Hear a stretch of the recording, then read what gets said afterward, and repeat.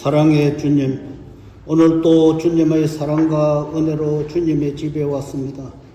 춘 3월에 풀잎은 억세졌고 고운 꽃잎은 비바람에 의해 수명을 다했으며 덩쿨과 나무가지는 잎에 의해서 몸을 숨기고 덮었으며 성도들은 주 안에서 믿음과 복음의 꽃을 피우고 성장시켜 주님의 삶을 살아야 될 것입니다. 사랑의 주님, 연약한 성도들에게 언제나 십자가를 지고 가신 주님을 바라보는 믿음을 주소서. 성도들은 주님의 자녀로서 세상의 삶에 부딪혀 순수함이 결여되고 거짓과 독선으로 가득한 삶을 사는 나의 모습이 부끄럽고 죄스럽습니다. 사랑과 자비가 많으신 주님, 세상에서 어른들이 믿음의 삶을 보여주어야 할 때 이 땅 나의 조국은 정치 문화 사회가 병들어가는 모습이 청소년들을 보기에 부끄럽지 않을 수 없습니다. 믿는 자 모두가 주님의 등불이 되게 인도하여 주소서. 믿는 자 모두가 신앙으로 우뚝 서게 하여 주소서. 은혜가 많으신 주님, 오늘 이 시간 로고스 교인들을 돌아보게 하소서. 교회 안에서 주님을 믿어왔고 주님의 삶을 살았습니다. 믿음을 믿어도 세상이 우리들의 상관은 조금 다릅니다. 우리 교회 장호석 집사님께서 주일을 끝으로 본교회를 떠나 한국으로 이사하게 되었습니다. 그동안 정이 들고 인정도 들고 하였으나 헤어져야 하는 섭섭함도 있습니다. 하늘 아래 어느 교회에 가시든 주님의 교인이 되게 붙잡아 주소서. 세계 경제가 어렵고 삶이 힘든 이즘 본교회 목사님을 성령의 능력으로 주께서 인도하여 주소서. 적은 교인과 적은 성도들이지만 찬양과 찬송을 부를 때 천국문이 열리기에 인도하소서. 은혜와 자비로우신 주님, 성도의 숫자에 얽매이지 않으신 주님, 마지막 그 한 사람이 주님께서 로고스 교인이 되게 인도하여 주소서.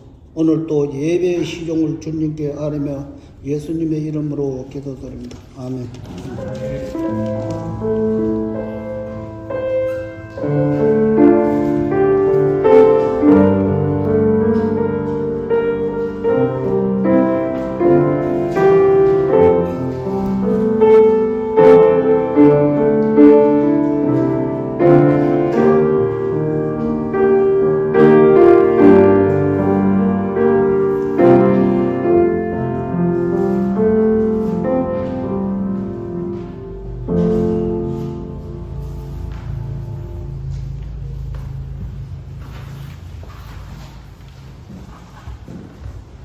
말라기 3장 7절에서 12절 말씀 봉독이 있겠습니다.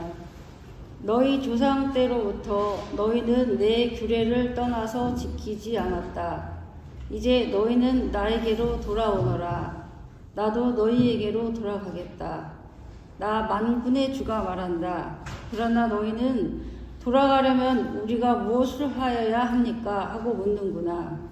사람이 하나님의 것을 훔치면 되겠느냐? 그런데도 너희는 나의 것을 훔치고서도 우리가 주님의 무엇을 훔쳤습니까? 하고 되묻는구나.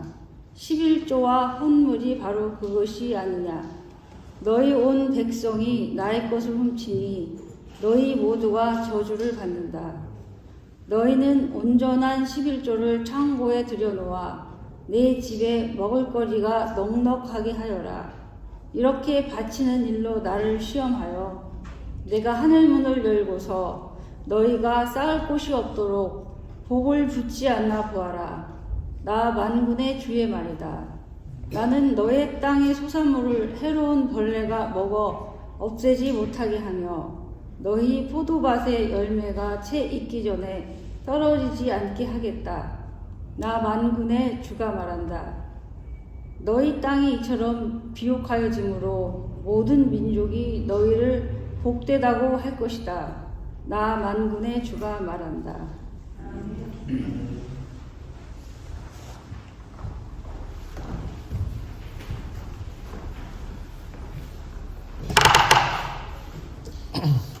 네, 오늘 예배에 오신 여러분들을 환영합니다. 오늘 우리가 돌아가려면 무엇을 하여야 합니까? 라는 제목을 가지고 같이 하나님의 말씀 나누도록 하겠습니다.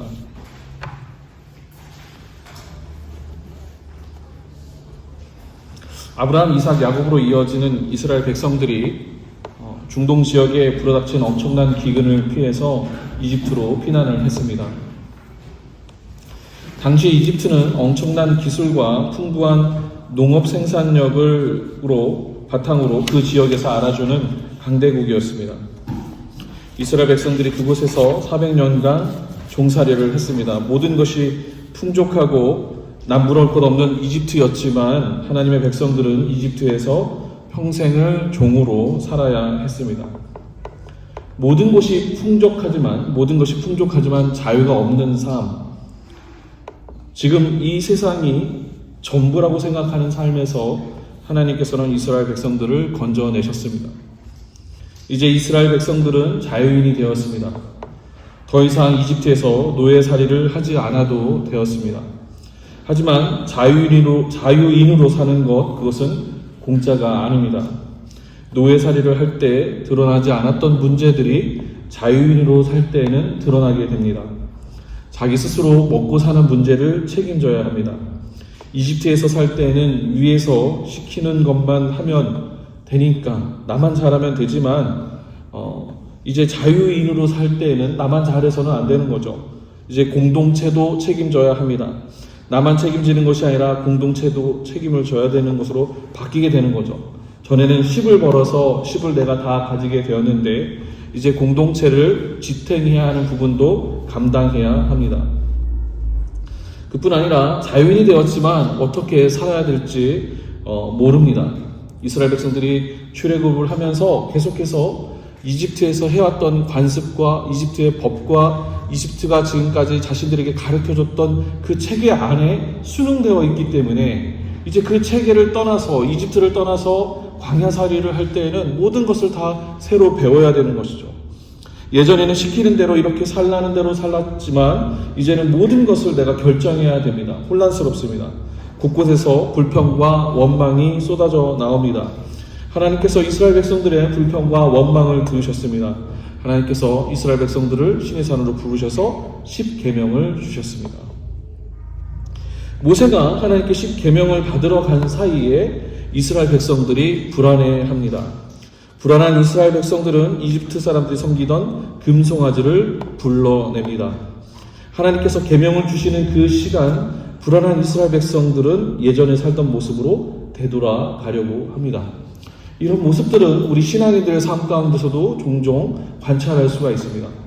우리가 자유인으로서 온전한 그리스도인으로서 하나님의 백성으로서 하나님을 조금씩 더 알아가는 그 가운데에 있어서 또 한편으로는 우리 가운데 불안함도 엄습해 옵니다. 이렇게 살아가도 될 것인가?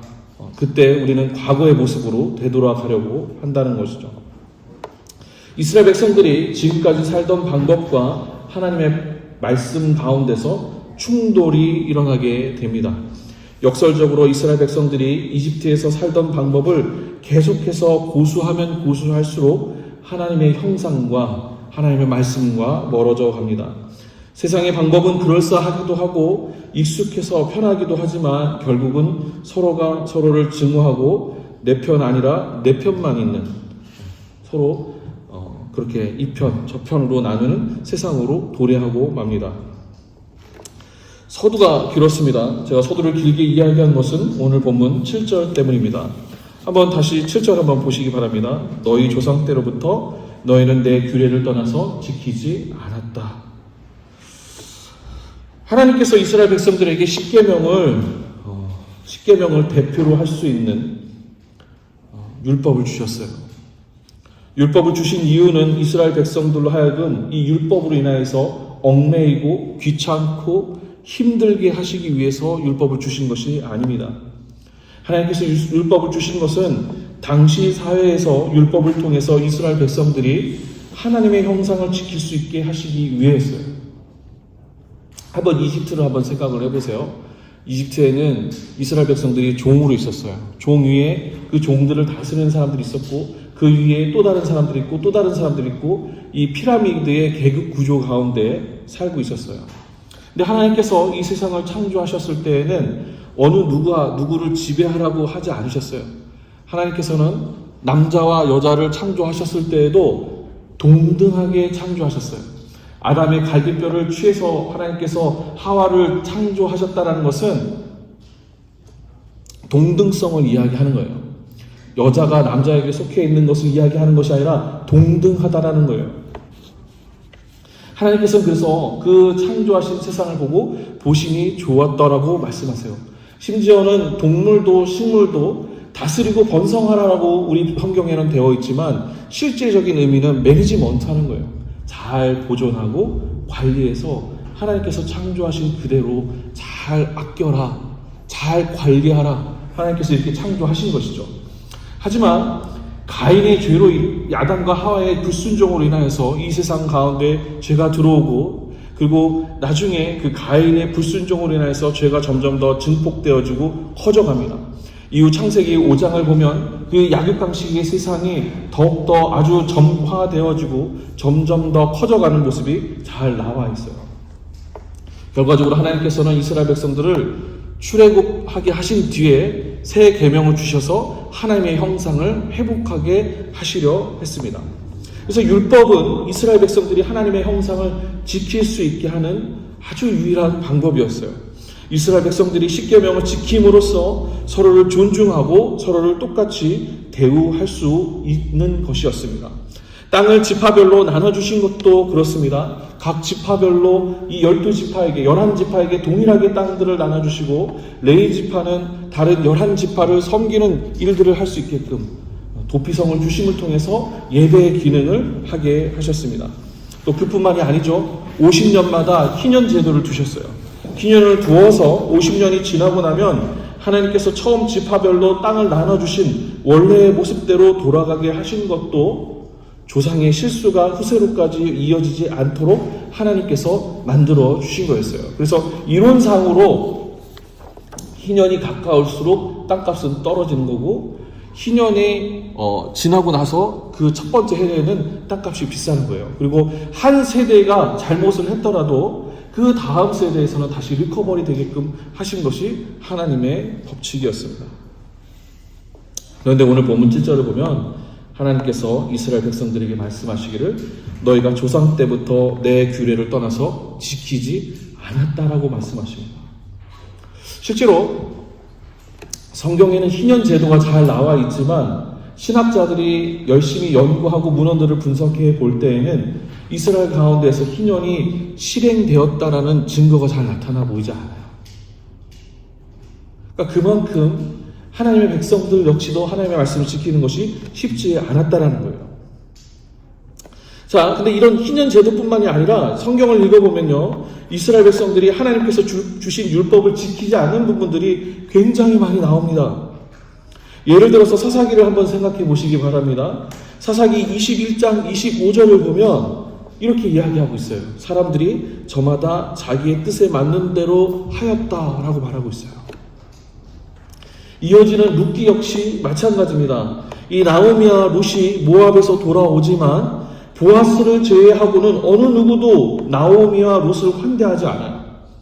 이 나오미가 본래 고향으로 되돌아갔음에도 불구하고 보아스를 제외하고는 나오미와 룻을 기억하고 이들을 도우려고 하는 모습이 없다라는 거죠.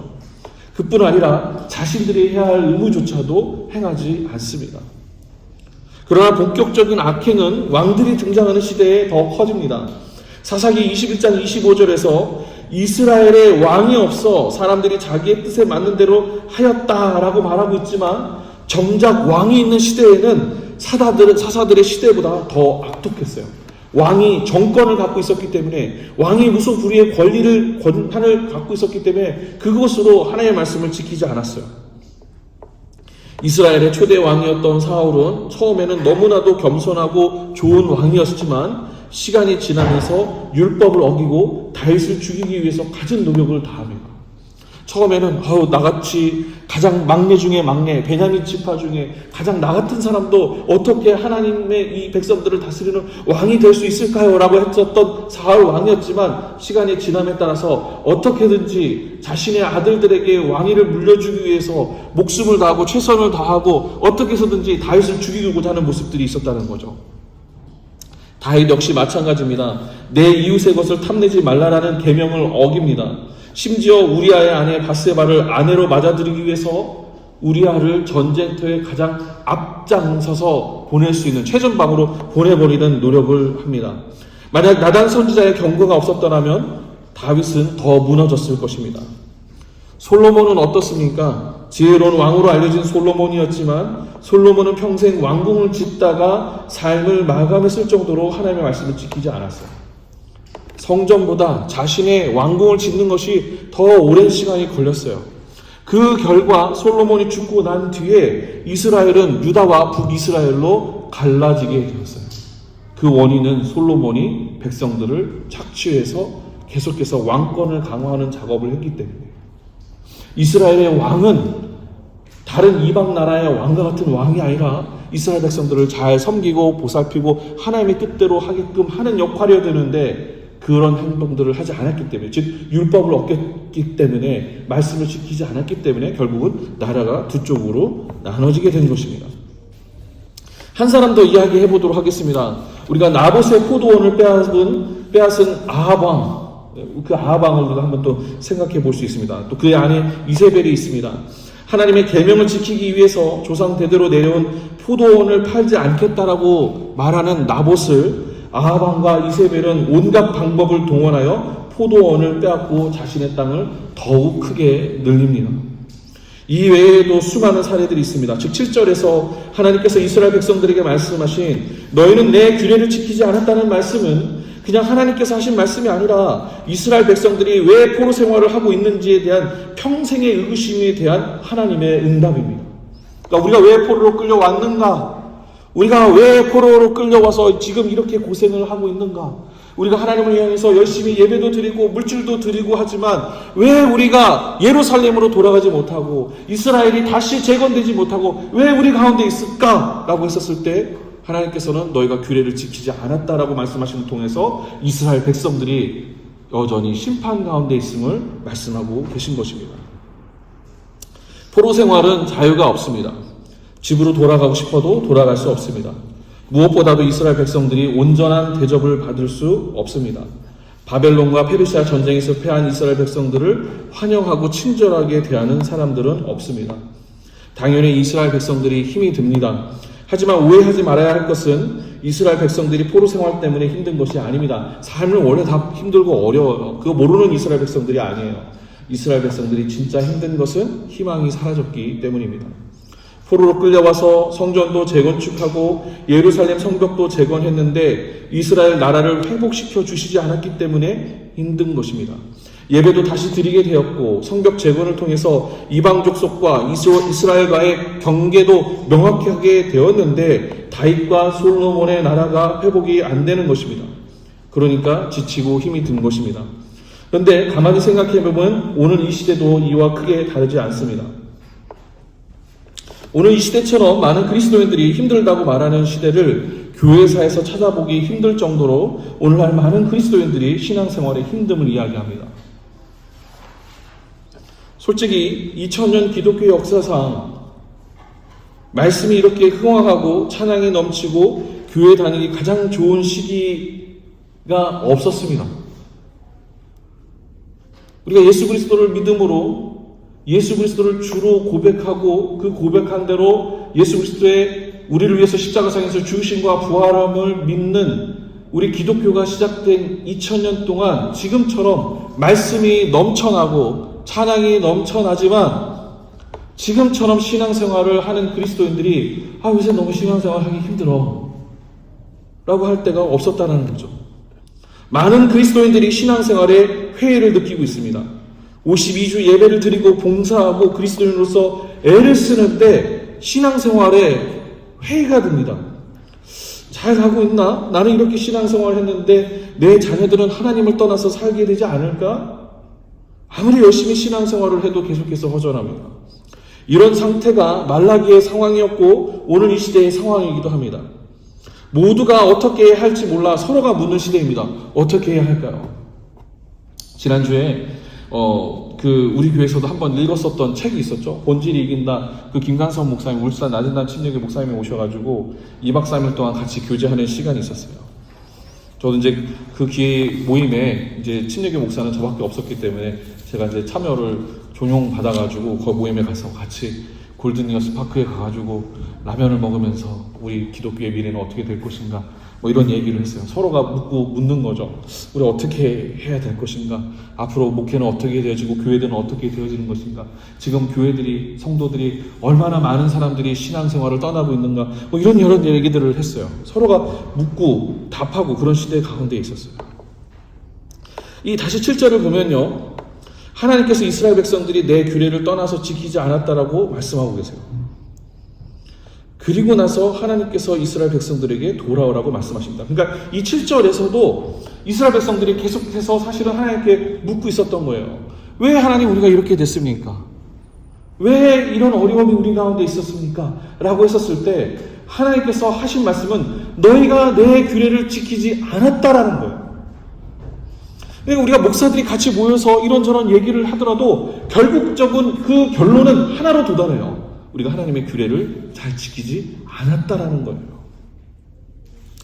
하나님께서는 이스라엘 백성들에게 너희가 내 규례를 지키지 않았다라고 말씀하시고 하나님께서는 이스라엘 백성들에게 이제 돌아오라라고 말씀하십니다.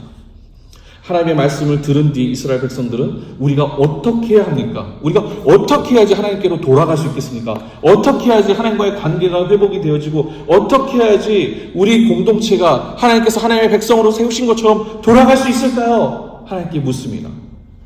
그때 하나님께서 오늘 본문 8절과 9절, 10절을 통해서 말씀하십니다. 이 세 구절을요 간단히 요약하자면 11조를 하라는 이야기예요. 사실 오늘 본문은 각 교회의 재정 담당자들이 제일 좋아하는 구절이에요. 그렇지 않아요? 교회 힘들고 어려우면 11조를 해라. 가장 이 성경에 그렇게 나와 있으니까요. 그런데 이 8절, 9절, 10절은요 그저 단순히 11조 하는 이야기로 치부해버리면 이거 아무런 의미가 없습니다. 오늘 이 시대에 많은 그리스도인들이 신앙생활의 회의를 느끼면서 우리가 믿는 우리 교회 가운데, 우리 신앙 가운데 희망이 없다고 말하는 것은 그리스도인들이 신앙생활 가운데서 11조 생활을 하지 않아서 그런 것이 아닙니다.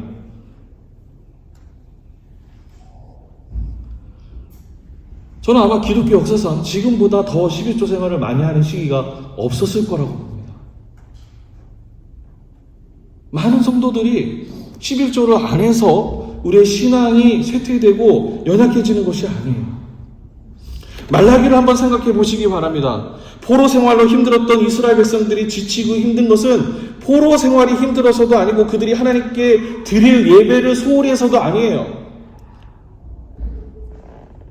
열심히 이스라엘 백성들이 신앙생활을 했습니다. 포로로 끌려와 있는 도중에서도 열심히 물가에 가서 하나님을 기억하고 우리가 왜 이렇게 되었을까라고 계속해서 말씀을 듣고 교육을 받았어요. 열심히 신앙생활을 하고 있지만 이스라엘 백성들이 힘들었던 것은 하나님의 응답이 없으셔서였어요. 하나님께서 아실 듯 마실 듯 우리의 상황을 알고 계시는 듯 하나님께서 응답하셔야 되는데 응답하지 않으시는 거예요. 이렇게 하면 하나님께서 움직이셔야 되는데 이렇게 우리가 열심히 기도도 하고 성전도 다시 짓고 예루살렘 성벽도 재건하고 이렇게 우리가 최선을 다해서 신앙생활을 하고 있는데 저 수천 킬로미터 떨어진 곳에서 신앙생활을 하고 있는데 왜 하나님께서는 침묵하실까?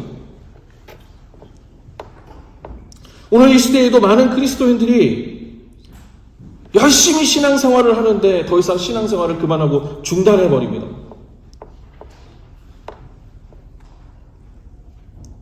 예배가 전 세계적으로 수도 없이 예배가 드려지는데 주일날에도 드려지고 수요일날에도 드려지고 금요일날에도 드려지고 심지어는 새벽마다 예배를 드리기도 하고 많은 그리스도인들이 이렇게 헌신을 하는데 많은 사람들이 교회를 떠나고 있어요.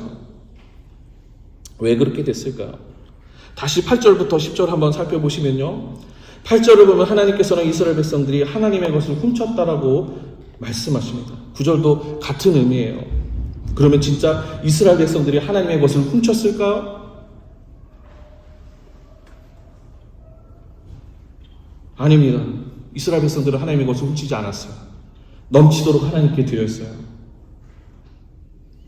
하나님께서 이스라엘 백성들에게 하나님의 것을 훔쳤다고 말씀하신 것은 이스라엘 백성들이 11조를 안에서가 아니라 11조가 이야기하고 있는 정신을 버리고 11조 생활을 하고 있었기 때문에 하나님께서 이스라엘 백성들이 하나님의 것을 훔쳤다라고 말씀하고 계세요. 사실 성경을 보면요, 창세기, 레위기, 민수기, 신명기 등에서 11조에 대해서 곳곳에서 하나님께서 말씀하세요. 우리가 한 구절 말씀을 보자면요, 신명기 26장 26장은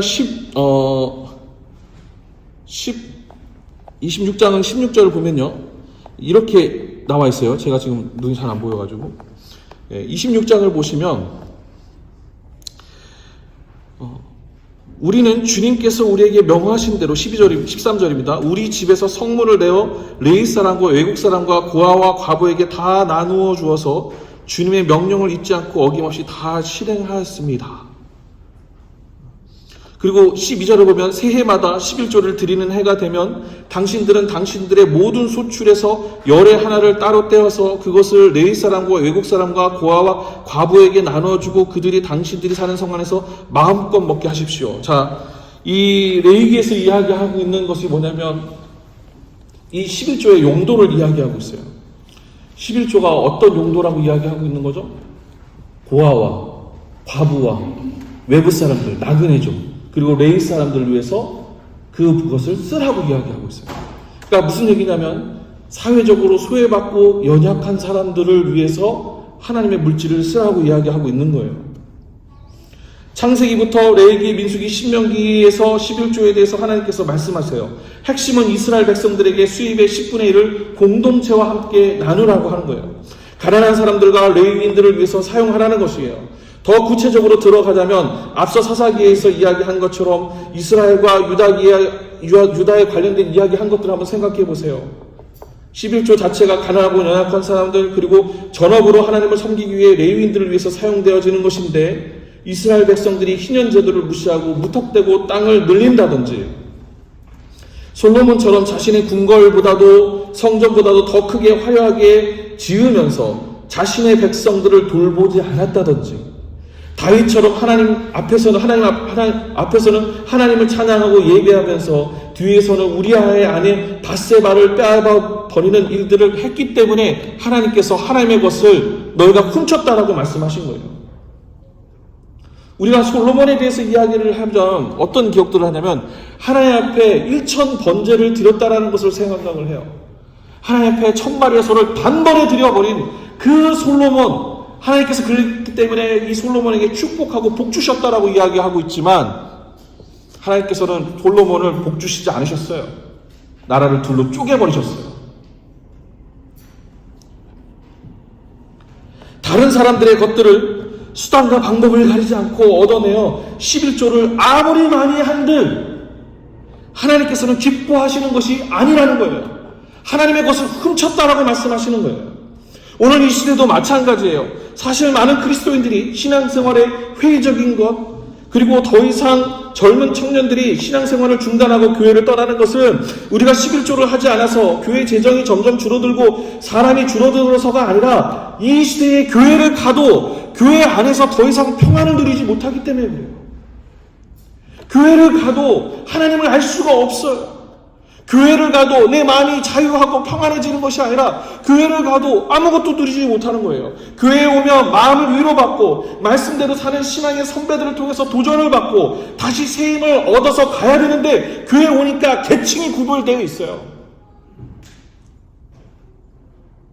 저는 비교적 굉장히 큰 교회에서 신앙생활을 했기 때문에 대전에서 저희 교회 선거철이 되면 정치인들이 쭉 앞에 와서 대전시장님, 그 다음에 중구청장님, 그 다음에 국회의원 누구누구 이렇게 와서 앉아있는 걸 종종 볼 때가 많이 있었어요.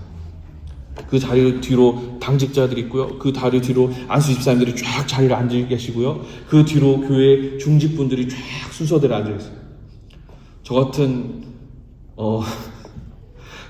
친구들, 저 2층 저 구석텅이에 가서, 물론 그렇게 하라고 하지는 않았지만, 가서 앞자리에 앉을 수 있는 것이 아니에요.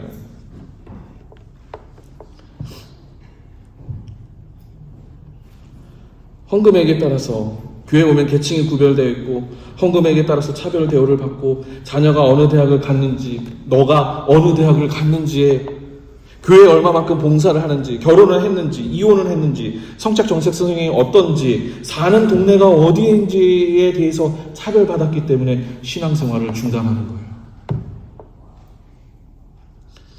제가 서울로 이제 사역을 할 때, 저희가 정착했었던 동네가 금천구 신동이었어요. 제가 사역했던 교회는 금천구 독산동이었어요. 근데 대부분의 교우분들은 광명에 살았어요. 자가로 이렇게 갖고 있었던 거예요. 그래서 전사님 어디 사세요? 저희 금천구 신동 삽니다. 이렇게 얘기했더니 그 다음부터 얘기가 없어요. 그 집사님들이 얼른 빨리 광명으로 오시던지.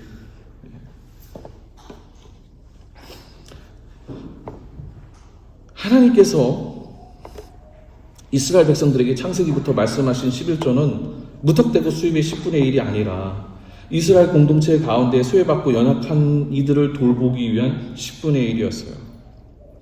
고아와 과부 그리고 레위인들을 위해서 그 돈을 걷어서 이스라엘 공동체를 돌보라고 말씀하신 거예요.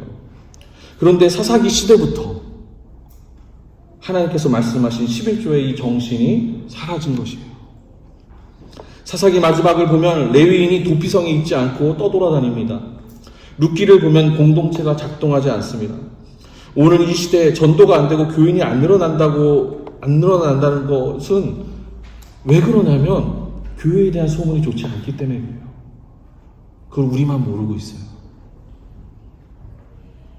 교회 다니는 성도들만 교회에 대한 소문이 안 좋다는 걸 몰라요. 교회 가면 세상보다 더해요. 교회 갔더니 내 옷차림, 내 신분, 내 출신 학교가 별 볼 일 없으면 관계가 지속되지 않아요. 오늘 보면 말라기 3장 9절을 보면 하나님께서 너희 온 백성이 나의 것을 훔쳤다 라고 말씀하세요. 그 말씀의 본 뜻은 하나님의 백성들이 하나님의 공동체를 지키고 있지 않기 때문에 그런 거예요. 오늘날로 따지면 서로가 서로를 돌보지 않고 있기 때문에 그래요. 저기 성도 집에 먹을 것이 있는지 힘들고 어려운 것은 없는지 살펴보지 않기 때문에 그런 거예요. 한 단계 더 나아가서 오늘날의 그리스도인들은 서로를 돌보기 위해서 시간을 내놓지 않아요. 물질의 11조를 하는 사람들은 여전히 있어요. 그러나 서로를 위해서 관계를 더 나아가기 위해서 하는 시간의 11조를 드린 사람들은 얼마 없어요. 목사님 저 오늘 너무 바빠요. 오늘 이런 스케줄이 있고요. 저런 스케줄이 있고요. 이번 주 중에는 이런 일들이 쫙 있어요. 관계를 위해서 11조를 드리지 않을 뿐만 아니라 하나님의 말씀을 알아가는 데에서도 자기 시간과 자기 삶을 드리지 않아요. 모두가 바빠요. 말씀을 공부할 시간도 교우들과 같이 함께 모여서 차 한 잔을 혹은 그것을 위해서 계속해서 마중물을 내 시간을 내어서 이 교우들을 위해서 쓸 사람들이 별로 없어요. 나서지 않아요. 딱 여기까지 하고 집으로 돌아갑니다. 사생활을 존중하지 말라는 이야기가 아닙니다. 진정한 배려와 섬김 그리고 시간 나눔 그리고 관심이 오늘날 교회 가운데 없어져 버린 거예요. 다시 본문으로 돌아가서 하나님께서 말씀하신 11조를 하라는 것은 돈만 내놓고 끝나는 이야기가 아니라 서로를 돌보라는 이야기입니다. 저 어울러 온 친구가 밥은 먹고 다니고 있나? 지금 김 집사가 요즘 표정이 안 좋던데 어떤 일이 있고 있나? 그냥 따뜻한 말로 위로하고 격려하고 차별하지 않고 존귀히 여길 때 그것이 하나님께로 돌아오는 것이고 그것이 땅을 비옥하게 하는 거라고 하나님께서 말씀하고 계세요. 서로가 서로를 돌보아서 서로가 서로를 위해서 시간을 내어서 같이 차 마시고 같이 위로하고 격려하는 것을 통하는 그것을 할 때 그것이 이 땅을 비옥하게 하는 거라고 말씀을 하고 계신 것입니다. 이제 말씀을 맺도록 하겠습니다. 11조, 물질의 11조를 하는 교우분들은 많습니다. 물질의 11조만을 하는 것이 아니라 우리 신앙생활 가운데서는 서로를 위해서 시간을 내어주고 그리고 서로를 위해서 서로가 어떻게 사는지 서로가 관심을 갖는 그것이 필요합니다. 우리 교회가 정말 우리 교우분들이 이거는 뭐 여러분에게 드리는 말씀이 아니라 저에게 하는 얘기예요. 우리 교회가 정말 부흥하기를 원하시잖아요. 사람들이 넘쳐나기를 원하시잖아요. 다른 방법 없어요. 교회가 좋은 소문이 나면 돼요.